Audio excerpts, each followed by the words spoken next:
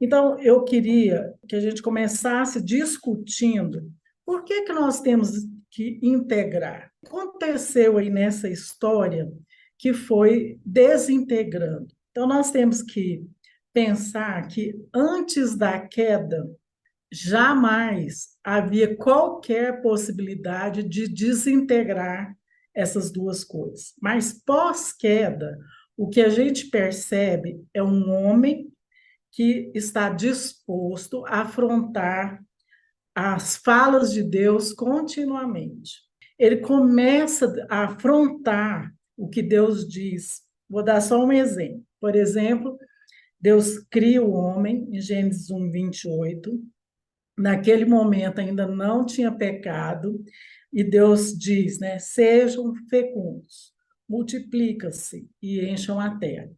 Imediatamente pós-queda, vem a Torre de Babel. E a proposta da Torre de Babel é uma oposição ao que Deus disse. Eles falam: vamos construir uma cidade e uma torre cujo topo chegue até os céus, e tornemos célebre o nosso nome, para que não sejamos espalhados por toda a terra. Então Deus diz: espalhe. O homem decaído diz: nós não vamos espalhar. Estou só usando isso como exemplo para que a gente pense quanto o homem afronta Deus o tempo inteiro. E não precisa pensar que é só o homem não cristão, só o homem que não conhece a Deus. Não, o homem cristão também afronta Deus continuamente. O homem que entendeu a fé também faz isso. O que aconteceu com essa queda, essa afronta a Deus? Levou uma ruptura entre fé e ciência. Por quê?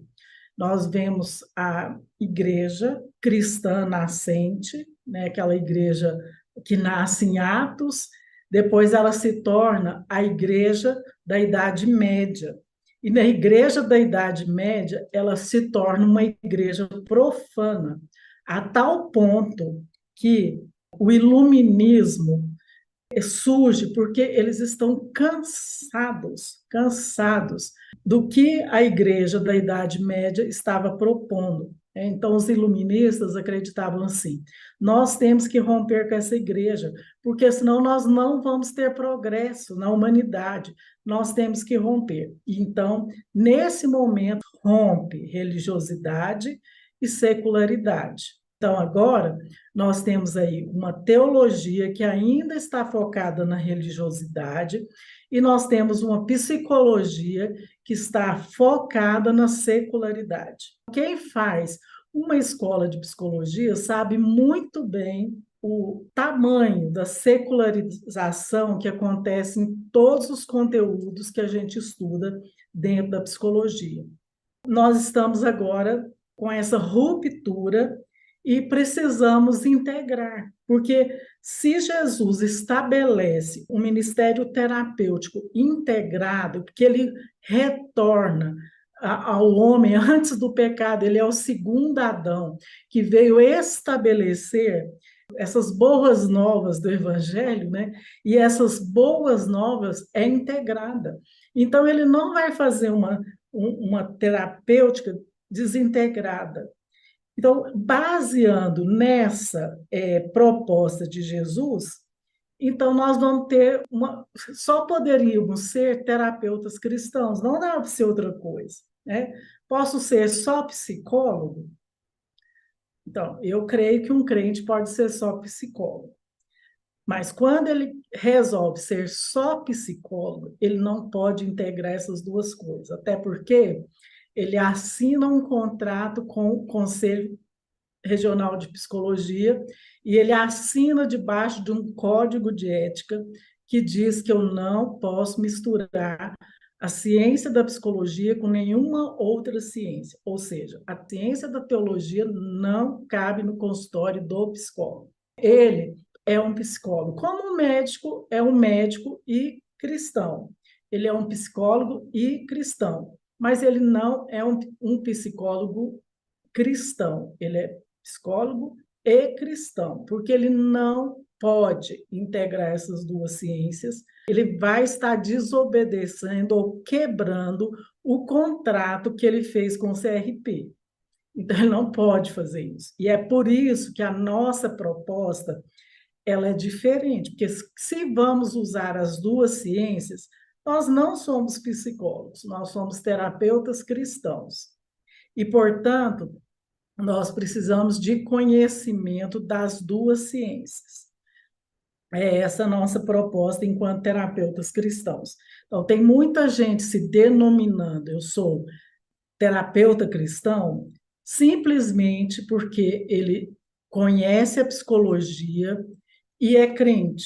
Então, ele acha que ele dá conta de fazer uma integração, mas como ele não conhece as duas ciências, ele não tem condição de integrar, porque ele só tem um conhecimento. O conhecimento do evangelho que ele recebe na igreja não tem base suficiente para ele fazer uma integração. E por isso que os terapeutas cristãos precisam ter cursos formais nas duas áreas, dentro da área da psique e dentro da área teológica, né, para que ele possa, tenha condição real de fazer essa integração. Então, gente, isso era uma ideia tão absurda lá no início da igreja cristã, que iria acontecer essa ruptura de fé e ciência, né? Uma das bases que nós usamos para a existência do Volare está baseada no que Santo Agostinho disse. Santo Agostinho é um pai da igreja e ele viveu 354 e 430 depois de Cristo. Então, ainda bem na nascente do cristianismo, né? Aqueles homens daquela época são ainda conhecidos como os pais da igreja. Então, Santo Agostinho, ele foi muito explícito no que ele pensou e escreveu, falava sobre a sua crença na supremacia da revelação especial de Deus, ou seja, a Escritura Sagrada tem supremacia sobre tudo, mas ele também cria que a razão do homem produzia um saber e chegava a conclusões verdadeiras. Então, e aí ele afirma, são conclusões verdadeiras, então é verdade de Deus, porque toda verdade é verdade de Deus. Nós, da terapia cristã Volare, nós queremos voltar, vamos fazer de conta que nunca houve uma ruptura entre fé e ciências, e nós queremos voltar lá na igreja primitiva, entendendo, eles nem, jamais Agostinho sonharia que haveria essa ruptura. Então, ele só conseguia pensar nessas duas coisas integradas. E Jesus estabelece cuidado humano integral, tanto da psique quanto da sua espiritualidade. Então, por isso é que nós nos propomos a fazer o que estamos fazendo. Essa é a base do que a gente faz. Vamos pensar, qual o problema que acarreta o nosso paciente? Então, ele é um homem integral e ele precisa de cura em várias áreas da sua vida. Vamos pensar, ele precisa de cura da sua psique, ele precisa de cura da sua espiritualidade, precisa de cura até para o seu corpo físico. Eu vou usar um exemplo, um paciente começou o processo terapêutico, eu percebo a sua disfuncionalidade familiar. Eu poderia perceber muitas coisas, né? Um transtorno, várias questões que vão chegar no meu consultório, mas eu quero pensar nesse seguinte exemplo, o paciente que está ali na minha frente, ele está trazendo inúmeras disfuncionalidades da sua família. Esse é um conhecimento científico. A ciência já trabalha as disfuncionalidades. Vocês vão ter uma aula só sobre a história, né, da terapia, e lá atrás na história ainda, né, Galileu falou assim, olha, tudo que nós queremos enquanto cientista, enquanto um homem da ciência, ele fala assim, eu não sou anti-Deus, eu só quero saber como as coisas funcionam, ou seja, como Deus criou as coisas. A ciência se ela não fosse secularizada, se ela não fosse anti-Deus, ela poderia permanecer naquela ideia do Galileu, né? Quando eu estou usando a ciência, eu estou descobrindo o comportamento humano, como isso aconteceu, quais as disfuncionalidades familiares, quais os abusos que uma criança enfrenta.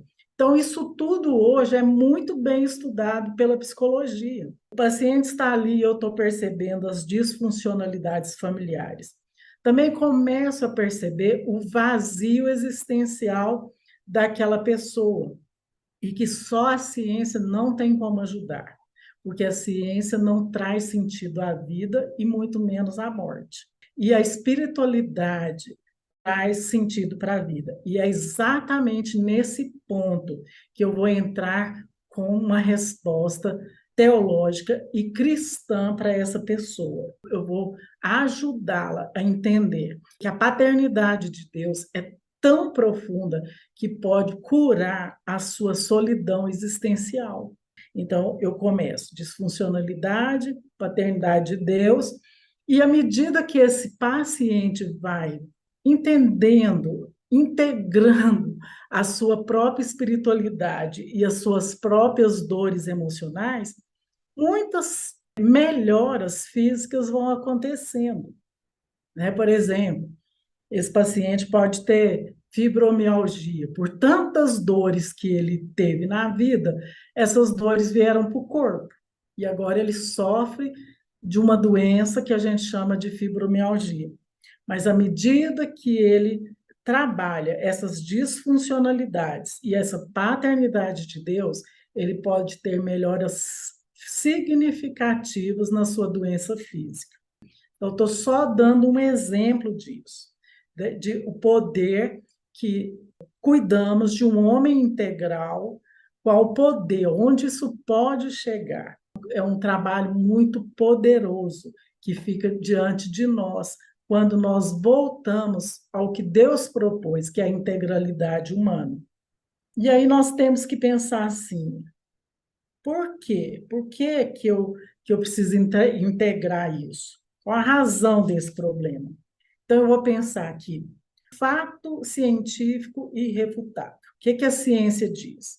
Ela diz que vivemos numa sociedade imperfeita. Tanto o indivíduo é imperfeito, como seus relacionamentos são imperfeitos e a sua família é imperfeita.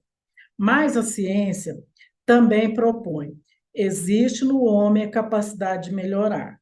Porque se a ciência não acreditasse nisso, ela encerrava a sua carreira. Deixe de ser psicólogo, se eu não acreditar que o homem pode melhorar. Do outro lado, nós também temos um fato teológico irrefutável, e nós é chamado pela teologia como a depravação total do homem. Quando a teologia fala isso, ela não está falando assim. Quando ele fala depravação total, ela está dizendo assim, todas as áreas do ser humano foram afetados pela queda. E diante disso, né, esse homem que foi afetado, ele precisa, a teologia propõe uma saída, que é a saída dessa volta ao encontro com o seu Criador. Porque quando ele encontra com o seu Criador, ele retoma o sentido da sua vida. E quando eu tenho um sentido de vida, eu tenho um sentido de morte, né? E é isso que a psicologia não pode fazer. Mas a espiritualidade, a fé, ela faz isso, ela dá sentido para a vida e para a morte. Então, né, nós brincamos assim, de Adão para cá, onde que eu acho uma família funcional? Não tem, né? Mas restou facetas ainda da imagem de Deus nesse ser humano. E por isso, né, a teologia chama de depravação total do homem, ela não está anulando isso, ela está dizendo todo o ser do homem foi atingido. No entanto, ainda lhe resta facetas da imagem de Deus. Como nós vamos agora fazer essa integração? Então, eu quero dar trazer só um ponto, uma história bíblica, para que a gente ilustre, né, essa terapêutica de Jesus, que é uma terapêutica integralizada. A terapêutica de Jesus estava baseada em duas coisas, que nós vemos lá em João: graça e verdade. Lá fala que Moisés nos trouxe a lei, mas Jesus trouxe graça e verdade. As leis mosaicas eram uma forma de conter a corrupção humana. Olho por olho, dente por dente. Meu filho, não quebra os 10 dentes do outro, não. Só um. Você quebrou, ele quebrou um seu, pode ir lá e quebrar um dele. Mas não, porque a nossa tendência humana é: eu levei um soco, eu vou lá e dou 20. Alguém me xingou no trânsito, eu pego uma arma e mato. E a lei mosaica tenta e quer trazer uma coibição do mal. Ela traz regras. Então, por isso que a lei é boa. Ela é boa porque ela contém. Mas não foi isso que Jesus veio trazer. Ele trouxe graça e verdade. Por quê? Ele fala que ele cumpriu a lei. Ele cumpriu, sabe por quê? Nós estávamos mortos, condenados à morte. Como ele cumpre a lei? Ele paga o preço pela nossa vida. Ele cumpriu a lei. A lei dizia: o homem, quando ele pecar, ele vai morrer. Né? E agora ele veio e pagou o preço pela nossa morte e nos dando vida. É isso que Jesus fez para cumprir a lei. Tem que pagar o preço pelos mortos para eles reviverem? Então eu pago. E ele cumpriu a lei nesse sentido. Isso é a graça, essa coisa imerecida. Ele nos traz, ele não nos traz só para nos dar salvação, porque tem muita, por anos, né, por até décadas, séculos, nós estamos falando que Jesus veio para nos salvar. Ele não veio só para nos salvar, ele veio para nos fazer filhos, ele veio ser o nosso amigo. Então, é uma proposta muito maior só me salvar do inferno. Ele vem me trazer muitas outras coisas que me salvam. E a outra coisa que Jesus traz, graça e verdade. Essa graça de Deus só é derramada em cima de uma verdade. Quando eu admito uma verdade, aí dá para ter graça. Essa graça derrama e nessa verdade porosa, essa graça entra. Porque enquanto eu não admito a minha verdade, a graça pode cair, mas não há porosidade e ela derrama sem efeito, porque precisa essa alma ferida, aberta, para receber esse bálsamo da cura que é a graça de Deus. Então, eu quero pensar na mulher samaritana só como um exemplo da terapêutica de Jesus. Nós vemos aqui, então, nessa história da mulher samaritana, vários pontos que um terapeuta precisa ter na sua forma de lidar. Uma delas é a disponibilidade deste terapeuta para o outro, para o seu paciente. E é tão lindo o que Jesus faz, que a disponibilidade dele é tamanha, que esse texto começa dizendo assim: é necessário passar por Samaria. Ele já avisou para os discípulos que vai para Galiléia, mas todo judeu que vai para Galiléia atravessa o mar, sobe e depois atravessa de novo o mar da Galileia, atravessa de novo para entrar na Galileia, porque ninguém iria passar por Samaria, porque passar por Samaria significa entrar no mundo de pessoas que não merecem nem a minha presença, pessoas inferiores. Mas Jesus resolve que vai para Samaria, para Galileia, e ele diz: é necessário. Eu preciso passar por Samaria. Sabe por quê? Porque ele ser o terapeuta disponível. Ele precisa de disponibilidade para aquela mulher. E ele passa por ali. Depois ele cria um espaço terapêutico. Eu acho lindo quando Jesus, primeiro, ele fala para os discípulos ir comer.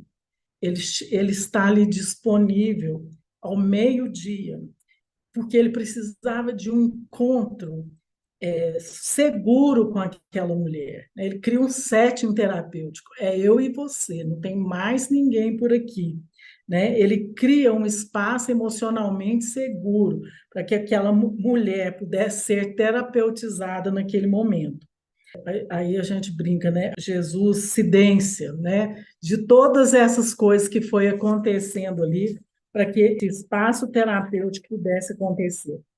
E aí Jesus parte, né, para estabelecer o vínculo terapêutico, aquele vínculo que precisa acontecer entre o terapeuta e o paciente, que a gente chama até de transferência. Ele precisa ter essa transferência com o terapeuta para que ele possa ficar confiante que ali é um lugar seguro. Eu vou correr aqui, porque a Érica está dizendo que eu tenho que correr. O tempo está acabando. Então, o ponto de contato era a água, né? Jesus entendia a importância da água para aquela mulher. Esse encontro é no poço que o nosso pai Jacó nos deu. É daqui que a gente mata a sede. E nesse lugar, né, Jesus faz essa mulher sentir importante, porque essa mulher não tinha nada para dar para Jesus, mas ela tinha água. Então, quando ele pede, dá-me um pouco de água, era algo que ela tinha. Se ele pedisse qualquer outra coisa, ela ia se sentir a pessoa mais inferior do mundo. Ela já se sentia demais, porque ela tinha rejeição, ela só estava ali meio-dia, porque ela não podia ir cedo com as mulheres tão bonitas e perfeitas do seu mundo. Ela tinha que ir ao meio-dia, porque ela não era aceita no meio daquelas mulheres. Ali ele promete água viva para aquela mulher. E ali ele traz respostas a questionamentos profundos daquela mulher, né? E se revela como Messias. Jesus valida essa mulher também, porque quando ele fala assim, tá bom, ele entende, ela entende que ele é o Messias, entende que ele pode dar água viva. Nossa, graças a Deus, nunca mais tem que vir aqui meio-dia, nunca mais tem que enfrentar a rejeição dessas mulheres.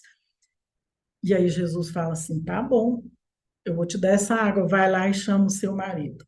Nesse exato momento, essa mulher ousa ser verdadeira, né? E ela diz: eu não tenho marido. Eu posso imaginar Jesus quase batendo palma para ela. Muito bem, você teve coragem de falar a sua verdade, você teve coragem de falar a sua dor. Porque, sim, você já teve 5 maridos, e o que você tem agora não é seu marido, né? Na cultura judaica, se eu tive 5 maridos, eu tive 5 casamentos, porque tinha 2 linhas, né, a respeito do divórcio. O que podia divorciar e o que podia divorciar só por adultério. Então, ela casou, divorciou, casou, divorciou, casou, divorciou 5 vezes, porque ela teve 5 maridos. Agora ela tinha um amante. E as mulheres daquele mundo, elas não pediam um divórcio, elas ganhavam um divórcio. Era elas que eram rejeitadas. E então pensa, 5 homens rejeitaram essa mulher. E agora ela desanimou do casamento. Eu vou ser amante mesmo, está mais fácil, porque eu não aguento mais ser rejeitada.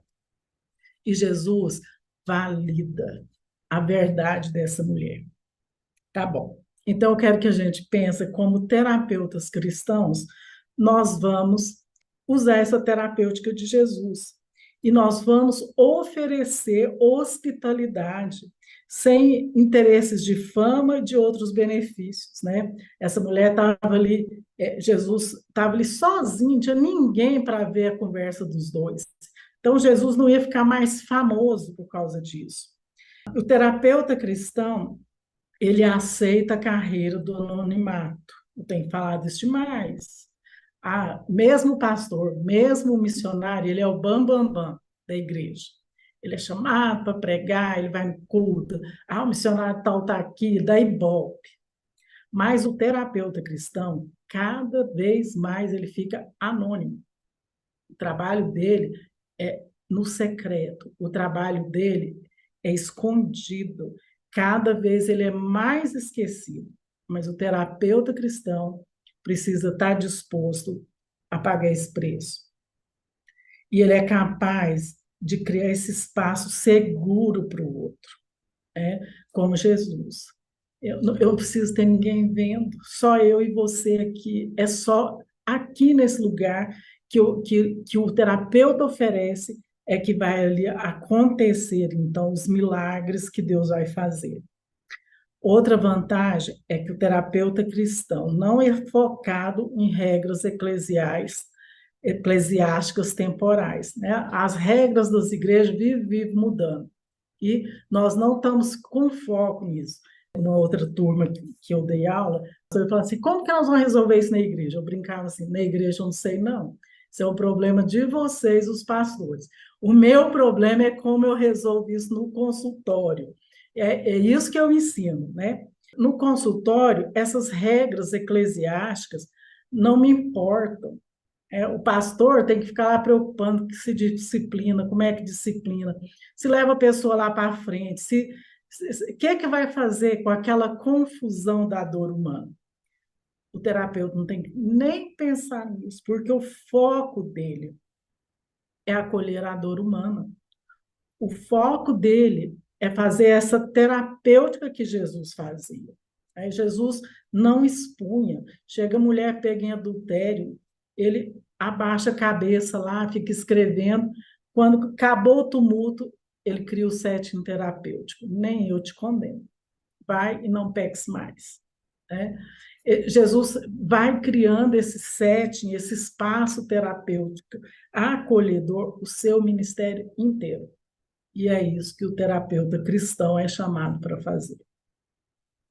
Deus abençoe a sua vida e que você tenha coragem, né, de se tornar esse homem e essa mulher de Deus que pode ajudar o seu povo nas suas feridas profundas.